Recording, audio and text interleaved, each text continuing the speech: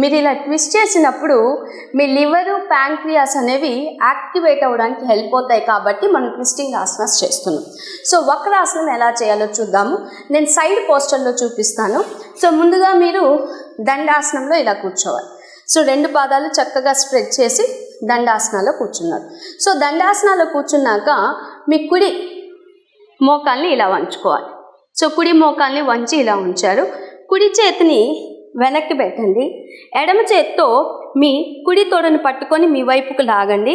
So మీరు ఇలా లాగినప్పుడు మీకు ఇక్కడ ప్రెషర్ అనేది కలగాలి. మీ తొడ ఏదైతే ఉందో అది రైట్ సైడ్ ఆఫ్ ది అబ్డామిన్ని ప్రెస్ చేస్తూ ఉంటుంది. ప్రెస్ చేస్తూ వెనక్కి చూడండి. 1 2 3 4 5 6 7 8 9 10.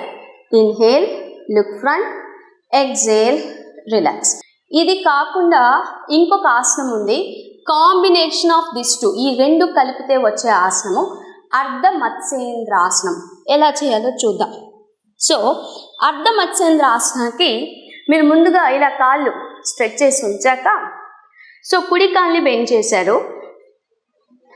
ఎడమ కాల్ని ఇలా లోపలికి తీసుకోవాలి.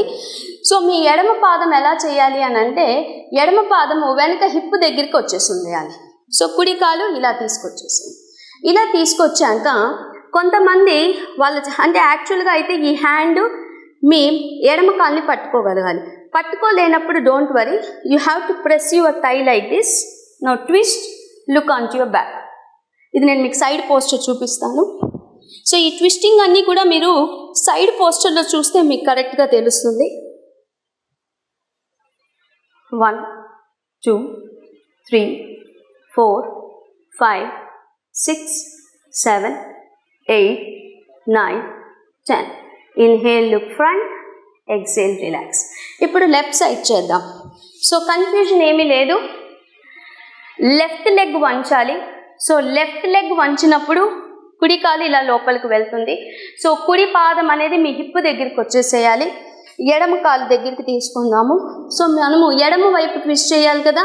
సో ఈ హ్యాండ్ని ఇలా పట్టుకొని కుడి చేత్తో 1 2 3 4 5 6 7 8 9 10.